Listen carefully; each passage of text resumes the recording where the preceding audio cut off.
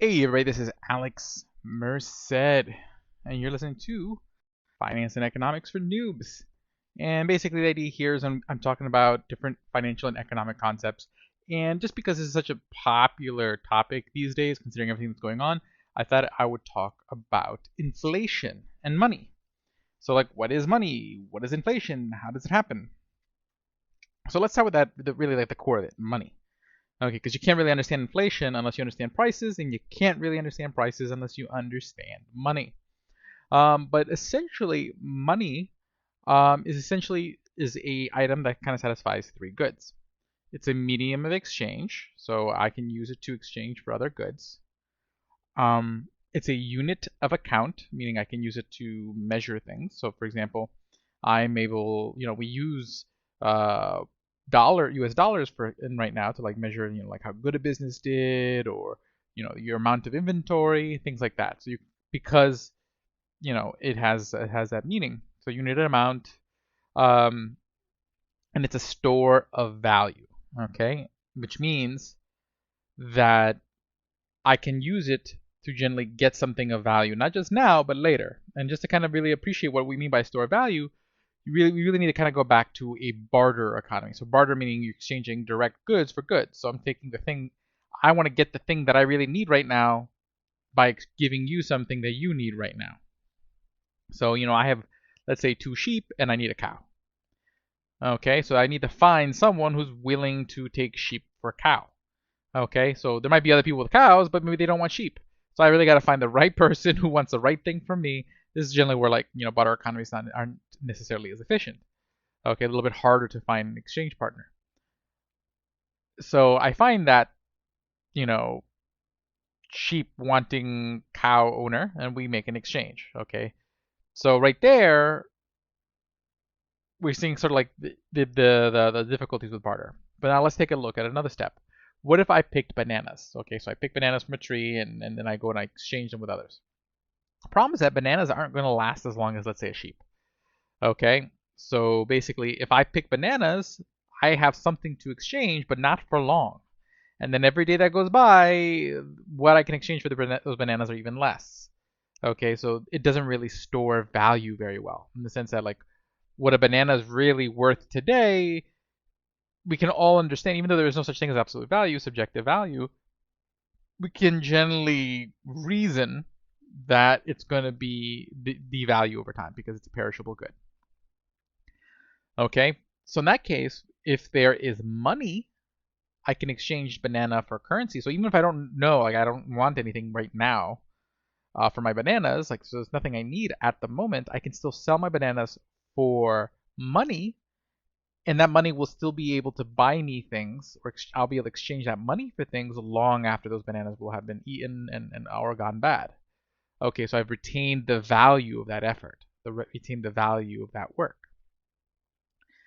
Okay, so basically that's sort of the role that money plays, and generally it does kind of originally all kind of came out of a barter economy. So essentially, you had a barter economy, and then people realized that certain goods in that barter economy had a tendency of retaining value better. Okay, this could have been like feathers, shells, whatever. But so then people started using that as an intermediary of exchange. So instead of exchanging directly for the cow, I might exchange for shells first, because I know it can always exchange the shells, and everybody's willing to take shells because everyone knows that shells will retain that value. And then I will go buy my cow with the shells. Okay, and that makes it so once you have some sort of like uniform unit of account, not only does that make it possible to exchange, but now it's going to make it possible for us to have um, to exchange many things for the same good and to be able to establish prices. Okay, so now there can be a going price for a cow. So I can measure, there's two people selling a cow and they both give me a price. I can now use, since they're in the same unit of account, I can much easily measure like, hey, is this person selling me a cow for more than this person selling me a cow for, and use that as a method kind of to measure what's going on. And this is why, like, over time, eventually you started having things like metals become gold. I mean, not metals become gold, metals become money. Mainly because they satisfy these three roles very well. Okay, so bottom line is They were easy to exchange because you could cut metal down into coins that were fairly uniform, which made them very easy to kind of measure. Okay, 1 ounce of gold or an eighth of an ounce of gold. It was easy to measure and it was easily divisible, and it was fungible. Like one gold coin is the same as the next gold coin. Okay, so it's not like, let's say, a banana where one banana is not exactly the same as the next banana. They're not fungible because one banana could be older. So it's not as easy to say, hey, I'll sell that for 3 bananas. So you want something that's fungible, easy to divide, and something with scarcity in the sense that it's not like its supply is generally stable, not necessarily static, but generally slowly growing. Okay, and gold generally, like the supply of gold is slowly growing because you got to mine it from the ground, and over time you mine the low-hanging fruits, and you have to spend more money to mine more gold. So there's this sort of like increasing difficulty to mine gold. Okay, now all of this sounds a lot like Bitcoin. Yes, Bitcoin was literally modeled to kind of satisfy these sort of characteristics, so that way it could be used as money. It was literally like designed to sort of behave like gold. Thus the terms like mining and things like that. We'll talk about digital currency in another episode. Don't really want to go down that rabbit hole at the moment. But the idea is that you can see, like, okay, there's certain things that just sort of naturally lend themselves to being used as money. Okay, and eventually, actually, we'll save the whole like history of like the gold standard and going into like how the U.S. went off the gold standard and all that kind of stuff for another episode as well. I just really want to focus on the whole inflation thing. Okay, so now we've established where money comes from.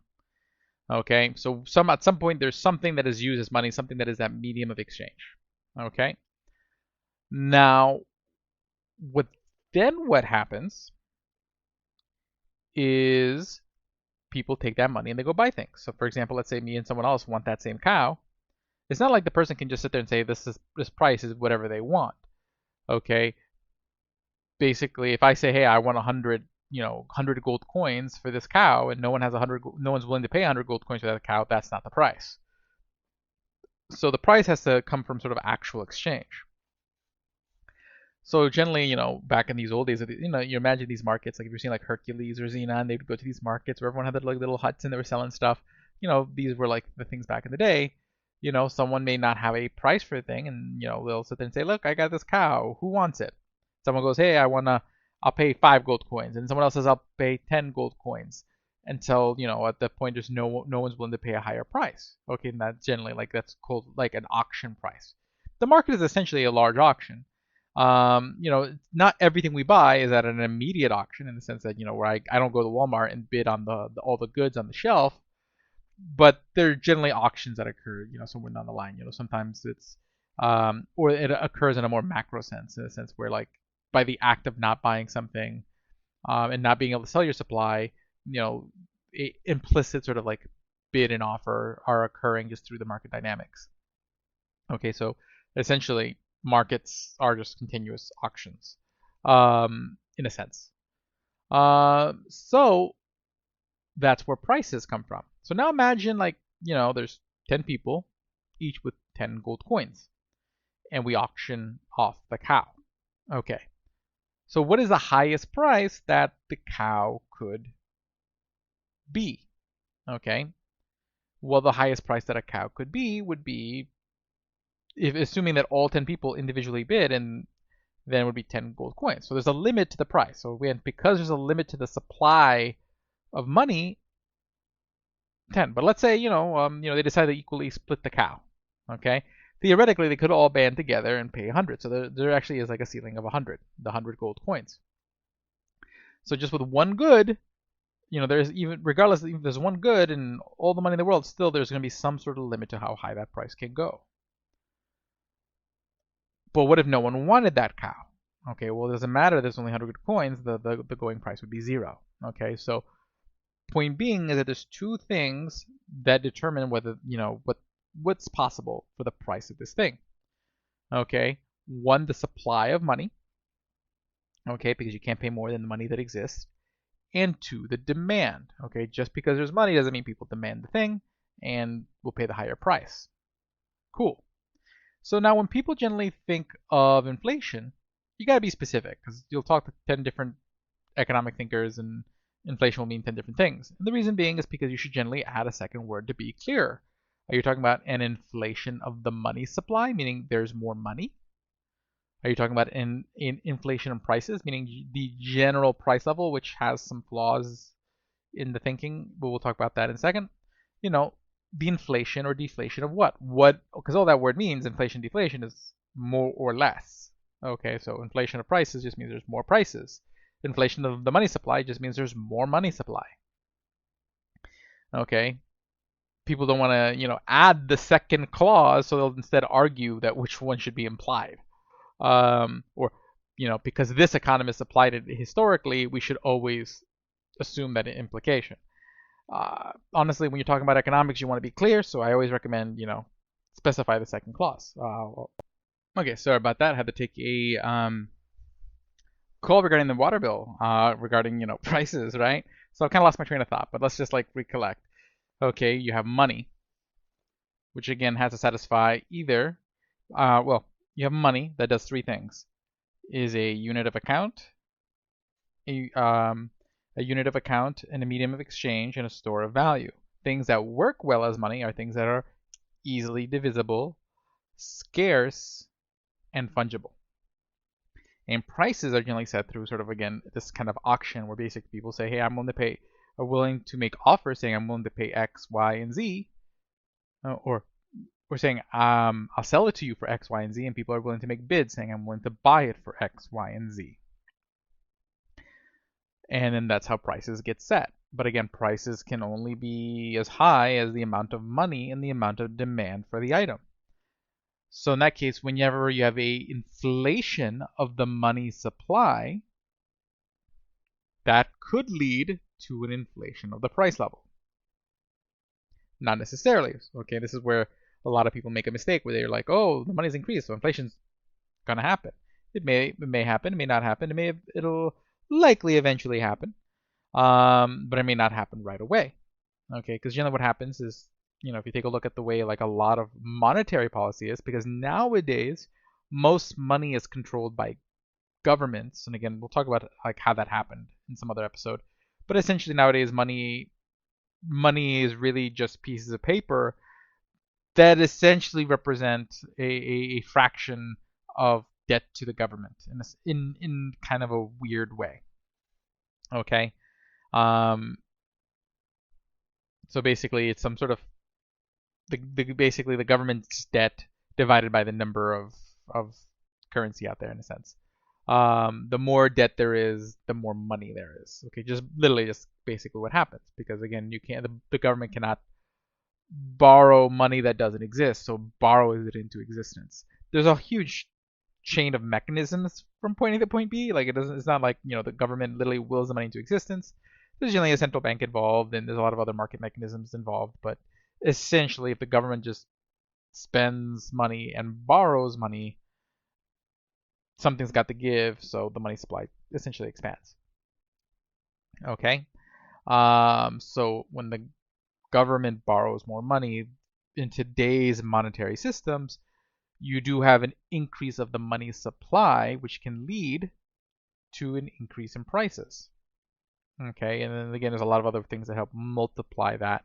We're taking into things like fractional reserve banking and whatnot, but at the end of the day, the money supply is increased.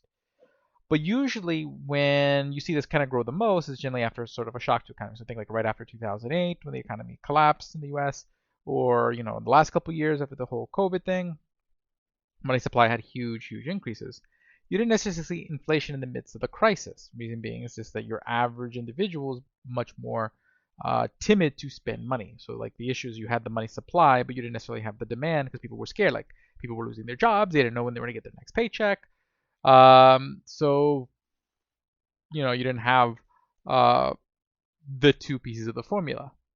But eventually that changed. Okay, we got over the pandemic. People started to get their jobs back. You had a really good job market, which all spells people being comfortable enough to spend money for prices to then go up.